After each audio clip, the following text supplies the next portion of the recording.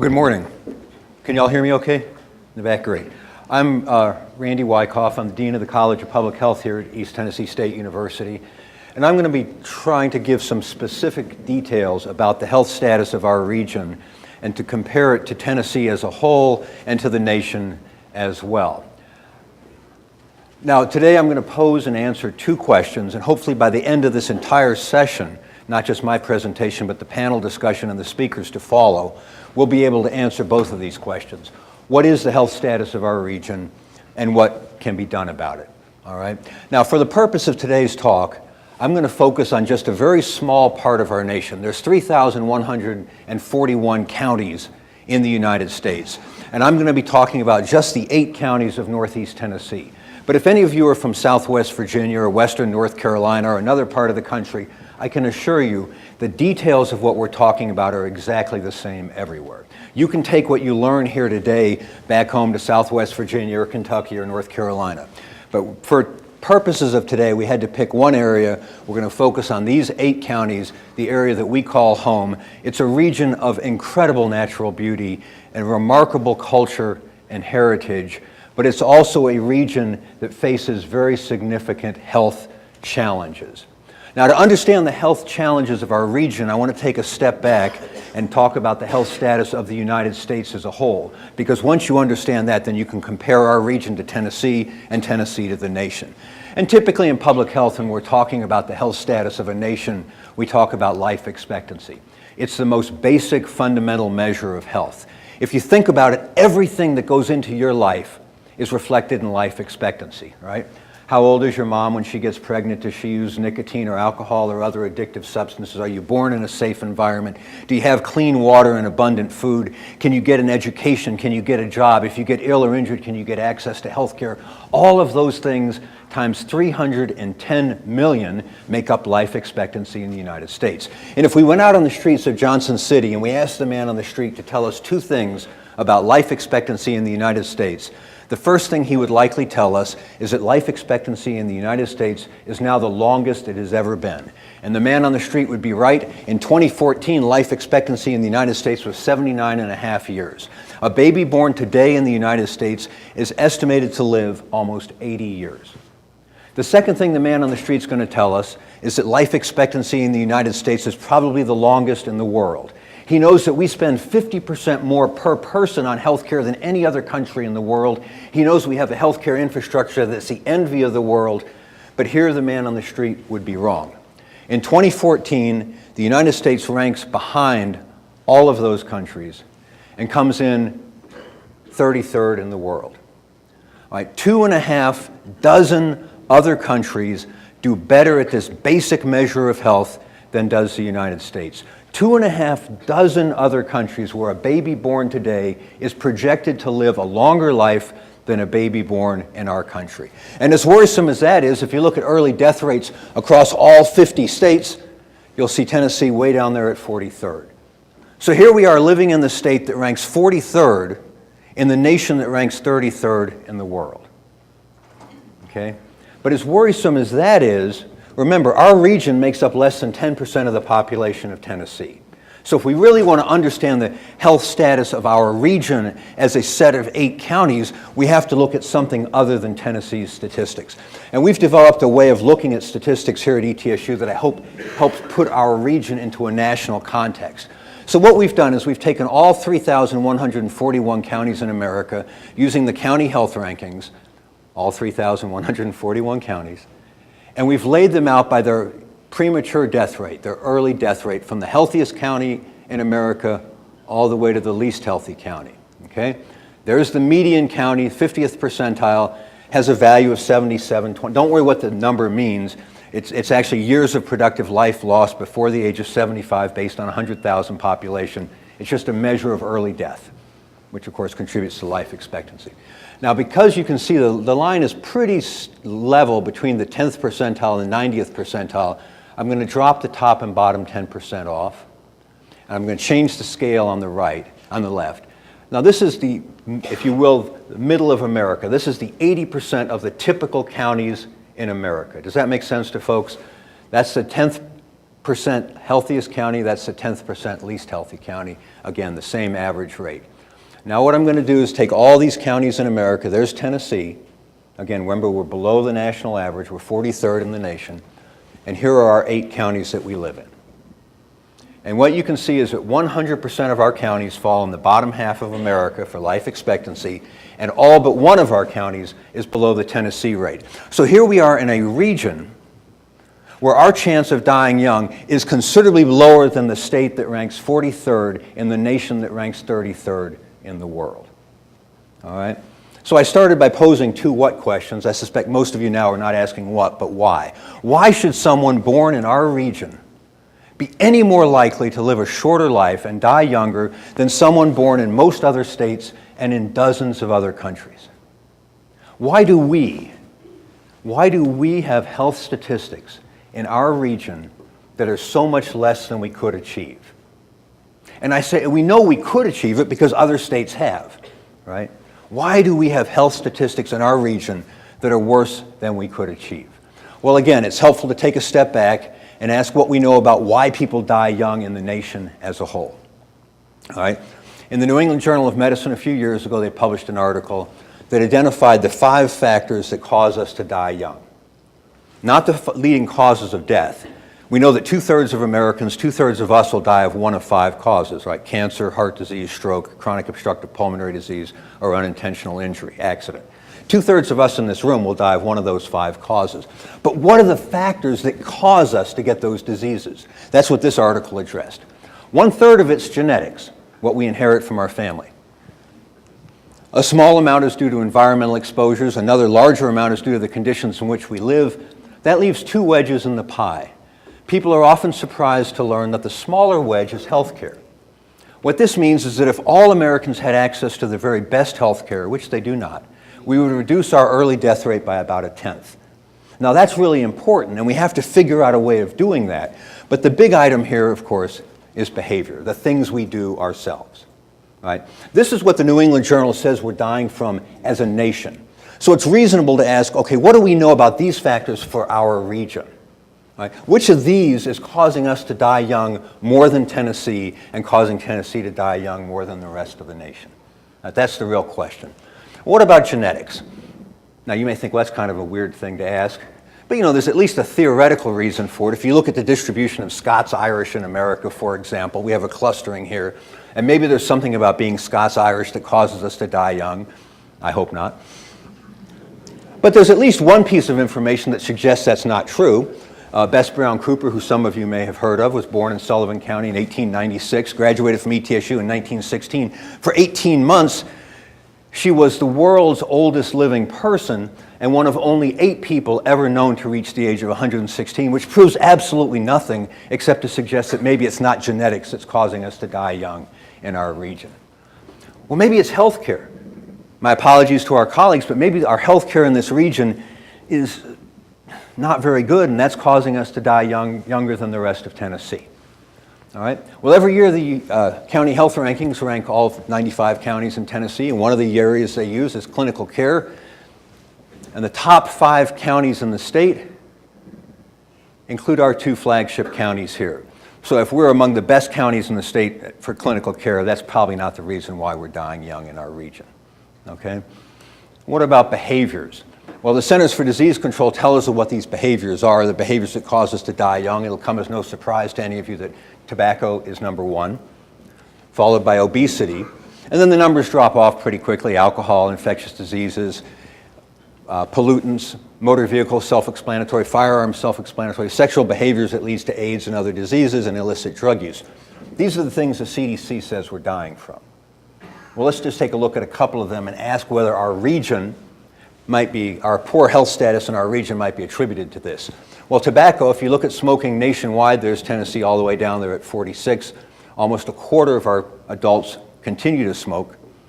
60 years after the Surgeon General identified it, is the leading preventable cause of death in our country. If you look at all the counties in America, there's Tennessee. 100% of our counties fall below the national average, and 100% of our counties fall at or below the Tennessee rate. So clearly, if we're looking for a behavior that's contributing to our poor health in this region, nicotine addiction is certainly part of that. What about obesity? You've heard about the obesity epidemic. Tennessee is 47th in the nation, the fourth most obese state. 1/3 of our adults in this state are obese. If you look at all the counties in America, there's Tennessee. This is one time where our region is not much worse. In fact, we're worse than the nation, of course, but about maybe even a tick better than the state as a whole. Now, if there's any media here, I don't want anyone walking out of here saying, Dean of Public Health says obesity not problem in region. All right? Obesity is a major problem. It's the second leading preventable cause of death, and our region, if anything, is just slightly better. But clearly, if we want to improve health, as Jerry mentioned, we have to talk about personal choices and behaviors, okay? We have to change behavior. Now, 10 years ago, this is where my talk would have stopped. I would have said, folks, we need to go out, help people change their behavior. But we're increasingly coming to understand the importance of this, the social circumstance, the conditions in which people live, what we call the social determinants of health. And it goes like this. Our health is based in part on our genetics, what we inherit from our family. It's in part based on access to health care. It's in part based on our behavior, but it's also in part based on the conditions in which we live. And if you look at that list, everything up there will make some sense to you. You can understand how those things impact people's health. But what you may not understand is how much they impact health.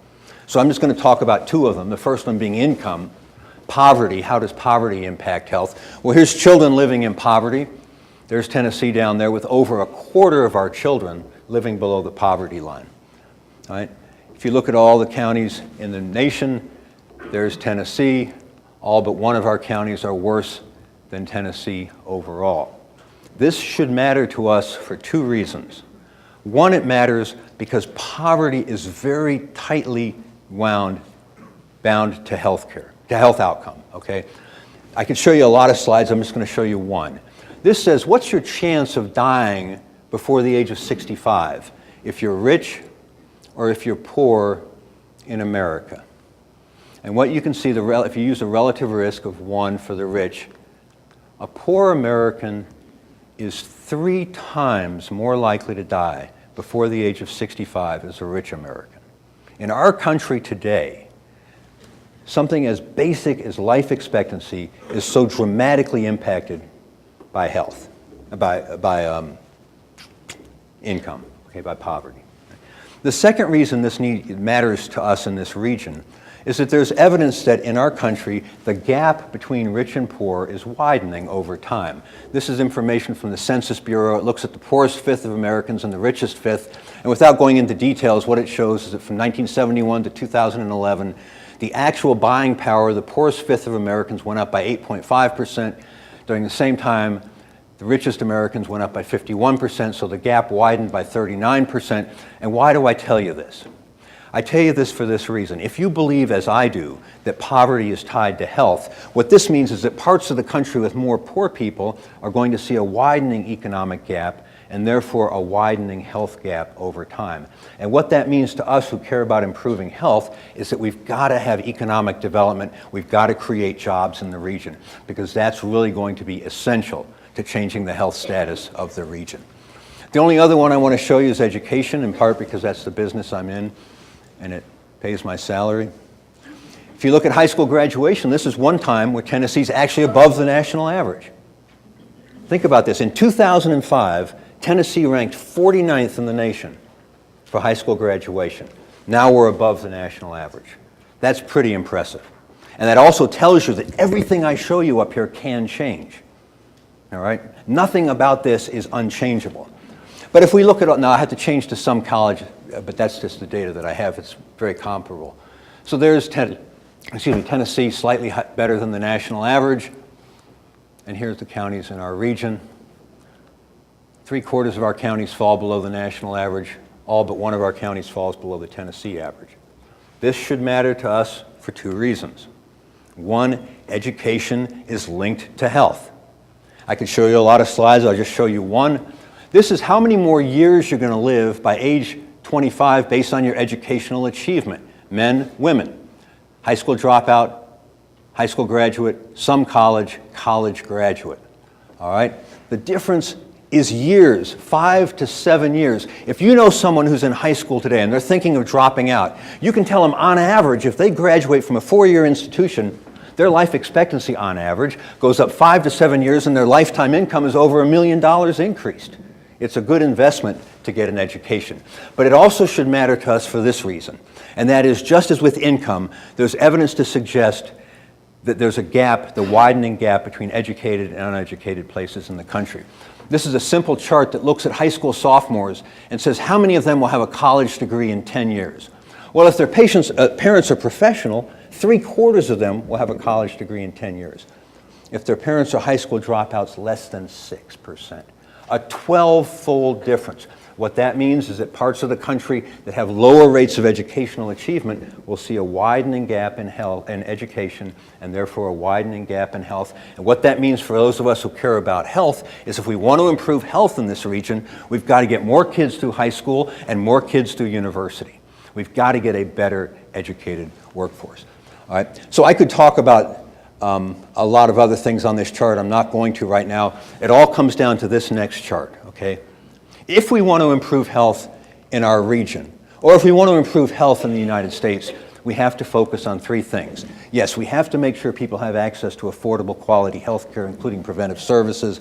We've got to encourage the kind of choices that help people make good behavior change, but we also have to work on jobs and economic development and education. And the single most important thing I'm going to tell you is this. These 3 things are intertwined and cannot be separated. We will not be successful at any one unless we're successful at every one. You ask any business leader here and they'll tell you the number one thing they need is a healthy, educated, drug-free workforce. You ask any educator here, they'll tell you they need kids and parents and teachers that are healthy, but they also need a robust tax base to support the school system. You ask any healthcare provider, they'll tell you they need people who have the education to make good health choices, but who also have the income to invest in their choices, okay? The most important message I can give you is that these things have to happen together, and that's why this group is here today, all right? Health improvement isn't just healthcare, it's not just economic development, it's not just education. If we want to be successful, we need to work together to assure access to health care, especially preventive services. We need to work together to encourage healthier behaviors, and we need to work together to enhance economic opportunity and improve educational achievement. And what do these 3 things have in common, of course, is we need to work together. These are not problems that Washington, D.C., or Nashville, or Johnson City can solve on their own. These are not problems that Republicans or Democrats or Libertarians or Socialists or anyone else can solve on their own. But most importantly, these are not problems that economic development, education, and healthcare can solve on their own. We've got to work together. If we work together, if we get business, education, and healthcare together, we can improve health in every part of the nation. Every state in the nation will benefit, but probably nowhere will benefit more than we do here in our 8-county region. I often say I've never been anywhere where there are more people who want to improve health than here in East Tennessee. I've been here for 8 years. I love this region. I'm incredibly honored to be at an institution like ETSU. But I close with this slide to tell you that's my great-grandfather. He was a public health officer in Virginia 100 years ago. That's my son Kevin, that's my son Greg, my daughter Kathleen. They're both students here at ETSU. And I close with this slide to make a simple point. And that is, nothing that I've talked about has anything to do with politics. It has almost nothing to do with public health.